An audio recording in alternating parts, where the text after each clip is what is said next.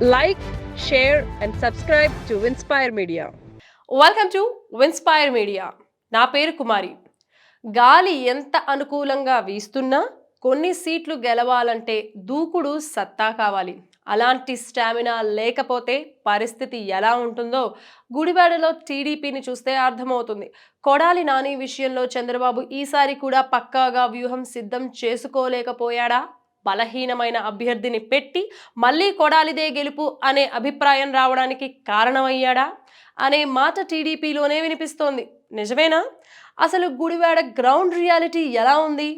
Interesting political updates కోసం విన్స్పైర్ మీడియాను subscribe చేయండి, షేర్ చేయండి, లైక్ చేయండి.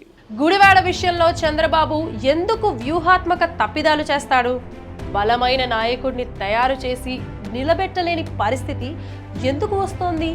టీడీపీ గెలవడం, చంద్రబాబు సీఎం కావడం ఖాయం అనే ఊపున్న గుడివాడలో మాత్రం కొడాలికి ఎదురు లేదు అనే మాట ఎందుకు వినిపిస్తోంది? ఇలాంటి ప్రశ్నలకు ఇప్పుడు టీడీపీ సమాధానం చెప్పలేకపోతోంది. ఎందుకంటే కొడాలి నాని చంద్రబాబుకి టీడీపీకి కొరకరాని కొయ్య. ఘాటుగా ఎదురుదాడి చేస్తూ పరువు తీసేందుకు ఎప్పుడూ వైసీపీ ప్రయోగించే అస్త్రం జగన్ నమ్మిన బంటు. అలాంటి నానిని ఈసారైనా టీడీపీ ఓడిస్తుందా అంటే లేదన్న సమాధానం ఆ పార్టీ కార్యకర్తలే చెబుతున్నారు. ఎందుకో మీరే చూడండి. ఈసారి టీడీపీ గెలుస్తుంది అనే అభిప్రాయం ప్రజల్లో బలంగా రావటానికి ప్రధాన కారణం జగన్ వైఫల్యాలు. అంటే టీడీపీ చేసిన కృషి కన్నా జగన్ ఫెయిల్యూర్ అనేది ఎన్నికల్లో ప్రధాన అజెండా అవుతోంది. ఇలాంటి ఎన్నికల్లో ఫేస్ వాల్యూ లేని లీడర్లపై అయితే టీడీపీ సులభంగా గెలవచ్చు. ఎందుకంటే ఎదుటి వాళ్ళు కూడా ఏం చేయలేదు కాబట్టి అడ్వాంటేజ్ వస్తుంది.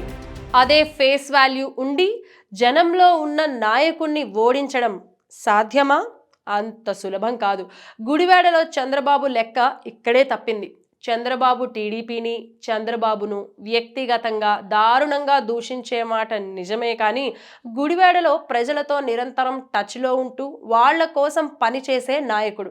అందుబాటులో ఉండడం, అందరి కోసం పనిచేయడం, కులమతాలు చూడకపోవడం, పేదల పక్షపాతిగా పేరు ఉండటం లాంటివన్నీ కొడాలి బలాలు. దానికి తోడు బలమైన వాయిస్ ఉన్న నాయకుడు కొడాలి నాని. అలాంటి నానిపై చంద్రబాబు పోయి ఎవరిని తీసుకొచ్చాడు? జనంతో సంబంధం లేని టీడీపీ అభ్యర్థి. ఈ ఎన్నికలకు ఏడాది ముందు నుంచి టికెట్ తీసుకునేందుకు పబ్లిసిటీ స్టంట్. గట్టిగా 4 మాటలు కూడా మాట్లాడలేని రాము. కొడాలి నాని లాంటి పర్సనాలిటీతో పోల్చుకుంటే ఫస్ట్ రౌండ్లోనే తేలిపోవడం ఖాయం అనే అభిప్రాయం. అన్నిటికీ మించి డబ్బు ఖర్చు పెడతా గెలుస్తా అనే మాట పదే చెప్పడం టీడీపీని దెబ్బతీసే అవకాశం. రాజకీయాల్లో డబ్బు ముఖ్యమే, కానీ కేవలం డబ్బు ఉందని అనుకుంటే అంబానీలు, ఆదానీలు పెట్టుబడులు పెట్టి రాష్ట్ర ప్రభుత్వాలని ఏర్పాటు చేసే పరిస్థితి ఎప్పుడో వచ్చేసే ఉండేది. నిజమే కదా? ఈ లాజిక్ను మర్చిపోయి గుడివాడలో టీడీపీ అభ్యర్థి పదే నేను ఖర్చు పెడతా గెలుస్తా అని చెప్పడం చూసి గుడివాడ ఆశ్చర్యపోతోంది.